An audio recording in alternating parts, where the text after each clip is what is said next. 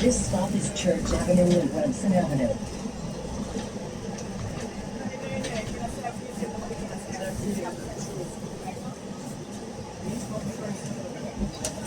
Excuse me.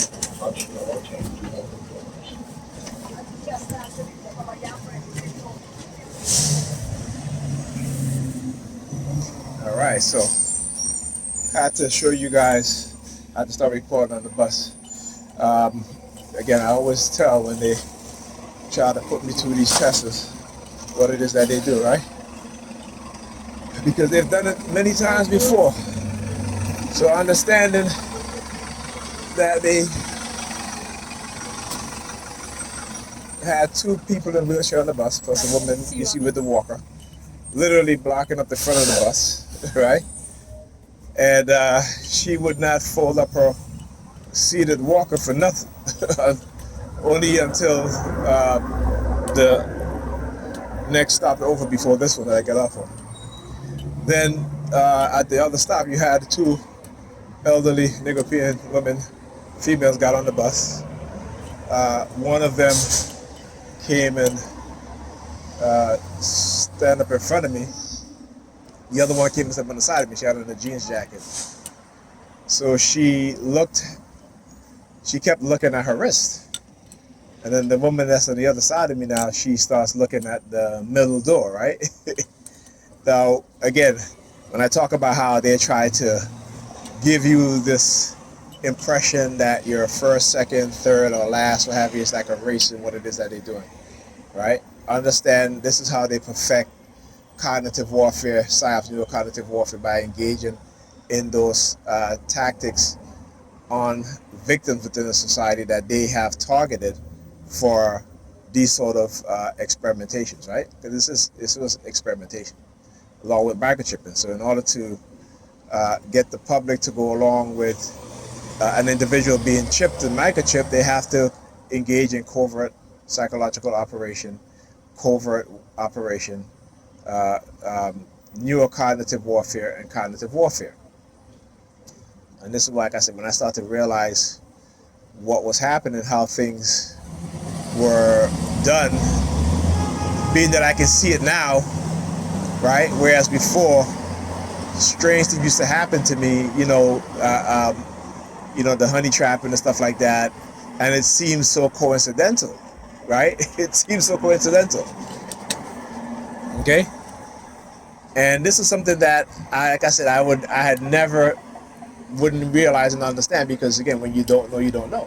This is how, again, they entrapped a lot of people within the society, because they have to engage in this sort of warfare, because when they have an agenda set that they want to do, they have to create false flag operations. They have to villainize those within the society that they're going to do these things to, so that people and try to take away their support system, stuff like that. So they manipulate us in ways, again, we don't understand, right? But like I said, it is my purpose to expose what it is that they do. This is my purpose.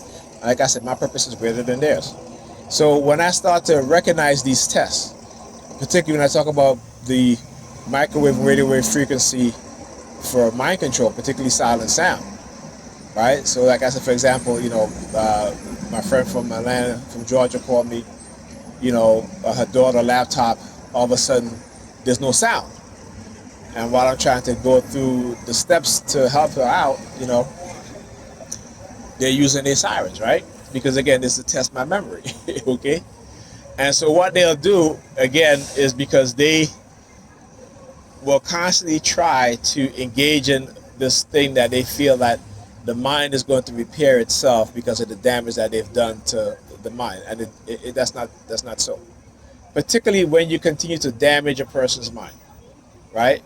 Whether it be psychologically, whether it be neurologically, microwave frequency, silent sound. But if they can manipulate the public, right, by keeping the public in the dark, by keeping the public ignorant of these things, then the public is most likely going to go along with it until it starts happening to a lot of people within the public. All right, and that's another thing. Yeah, man. Look at your ass. Still should be on the leash though. Anyway, but anyhow, um, this is what they'll do, right? This is nothing new. The thing is that the majority of people, particularly like I talk about my people, black people, right? Well, the Negropeans, I should say, ignorant to technology because they're believers. So you can manipulate them in any way that you want. You know, you can use psychological operations, right? And most of these pastors know how to manipulate you psychologically, right? Most of these pastors, some of them unwillingly and unknowingly, have been taught to manipulate you, and you've been taught to manipulate yourself, right? So when you so-called catching the Holy Ghost and catching the Holy Spirit, you don't quite understand that what happens, right?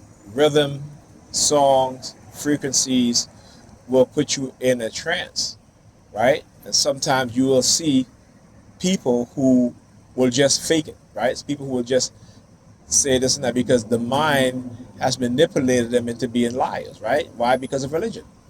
Watching Shaka Amos, one of the scholars, black scholars that I watch from time to time, and he was talking about how, that black, Negropean Christian women are detrimental to the black community as well as the men, but not so much the men because of the women and because of the women relationship with their pastors, with their bishops, right?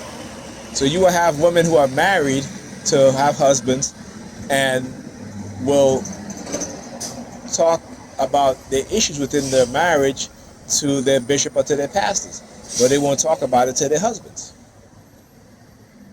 right? You know what I'm saying? You will have pastors telling women to divorce their husband because their husband don't want to tithe 10% each. You know what I'm saying? When the husband's like, you get 5%, I get 5%, and that's our 10%. And the pastor's like, no, you each got to give 10% each, right? And then when the man says no, right, the woman get upset and want to file for divorce, right? So the pastors have control over the women in their churches more than their husbands do. And when I say control, I don't mean in terms of, control, right?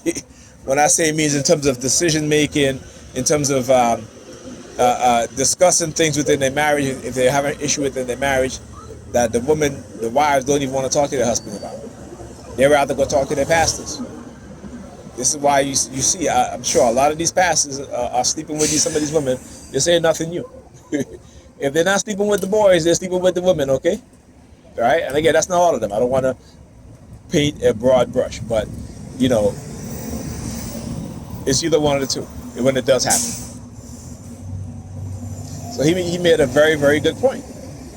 He says 80% of black people are religious, particularly Christians, more than any other group of people in America, right?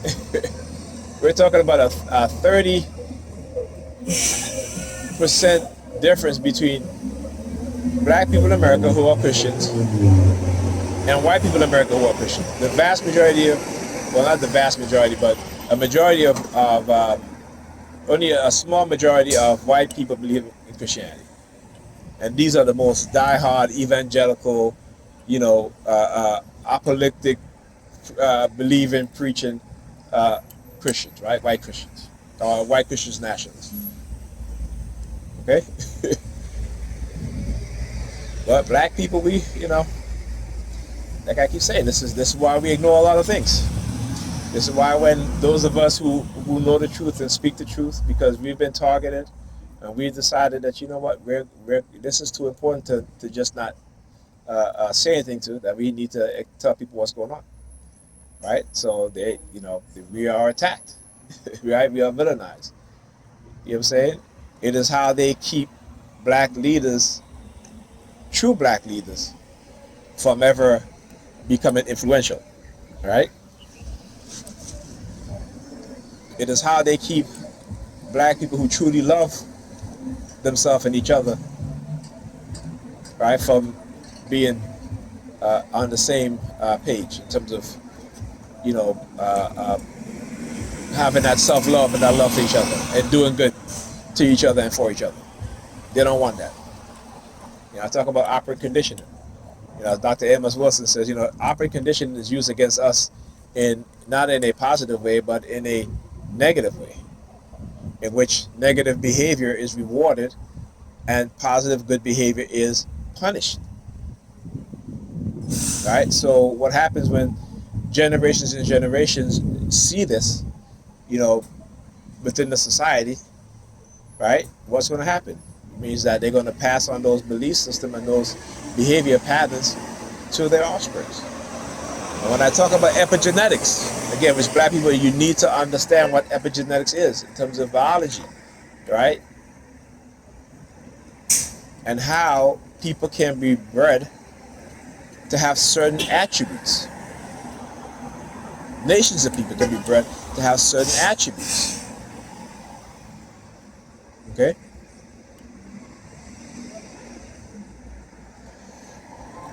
So again, just like how you can breed dogs, you can breed some dogs to be very passive, right? You can breed some dogs to be very aggressive. You can train them to be very aggressive. When I talk about the passivity of our minds, it is more than just also the psychological conditioning, but it's also the use of science, right? Technology, biology, chemistry, right? It's Dr. Was it Barbara? What's her name? Barbara Hershey, I think. I forgot her last name. She a couple of lectures that she has, and she's like, black people still don't get it. We still don't get it. We don't get it. We don't get it, right? When I talk about the $74 trillion being passed on to like that sort of behavior, that shit ain't normal, bro. Like walking, you know what I'm saying? Like, yeah, you got a belt on too, but anyhow, right? They don't get it. They don't get it. And here's the thing. Here is the thing, right? You have, as black people, we have leaders in our household, and we can't recognize them. I'm not talking about your religious leaders. These are not leaders. These are charlatans. These are con men, right? Now, some of them don't even know that they're con men because what they're preaching is a lie. All right. Any serious biblical scholar who's ever studied religion end up leaving religion, particularly Christianity. They end up leaving Christianity because the evidence is so overwhelming in terms of no historical Jesus, right? They know that, see, the ignorant Nigopians, Christians, believers, don't even understand, who wrote the gospel. So they'll say, well, Matthew didn't write the gospel, right? Luke didn't write the gospel. John didn't write the gospel of John. Okay? You know what I'm saying? The names of these so-called people, and again, you understand these are English names, not names that they would use to describe the person, or they would name a person during that time. But these are English names. These names never existed. The name John, the name Matthew, the name Luke, right?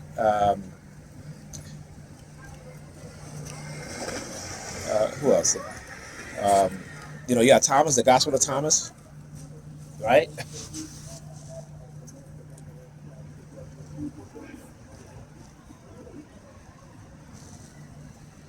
So again, you gotta really truly know history. And like I said, all biblical scholars will tell you that no one named, that the disciples in the Bible, John, did not write the Gospel of John. The disciples in the Bible named Luke didn't write the Gospel of Luke. Matthew, Mark, right? All biblical scholars know this. So why don't your pastor, if your pastor went to seminary school, why don't they admit it? Why don't they tell you in the church? right? They can't because it's a business. Church is a business. You know what I'm saying? Church is a business. If I wanted to start a church when I was younger, you could, you know, we see churches pop up every single day. Why? Because people understand that, you know, people's belief system will always be a path to them enriching themselves and their families, right? Because of the ignorance and the gullibility of believers, particularly amongst us. And I talk about, look, in our community, the type of businesses in our community that we don't own, that we don't operate, right? So when they start, you know, with the mass layoffs, they already did, you know, 300,000 black women, but also black men too. Black men too. But the reason why they're doing it to black women first is, again, is because of the conditioning of black women's mind, particularly, like I said, Negro-Europeans' mindset, the aggressiveness, the manly, the masculine attitude, right? So they have become unattractive, not only to not all of them, but a lot of them have become unattractive, not only to the men in their group, but also the men of other groups, and also in the workplace. In the workplace, right? So, like I said, you know, black women have to get on board. Nigger people have to get on board and understand what's going on, right? Because, like I said, you know, if there was a draft today, if America went to war, there was a draft today, right? The only thing that's going to save the black, well, actually, black men are not the most obese, so I can't even say that.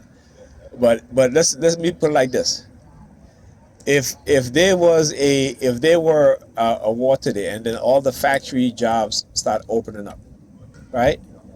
A lot of black women wouldn't get hired because of their weight, right? Because of the stresses of certain jobs.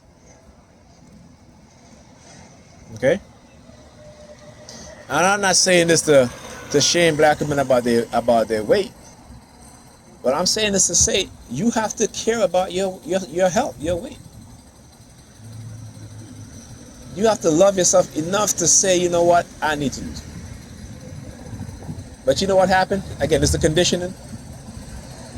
You know, a lot of our women, particularly when they're younger, you know, particularly, you know, in my generation also, you know, feminist movement, you know, have sex with whoever you want, whenever you want, wherever you want, right?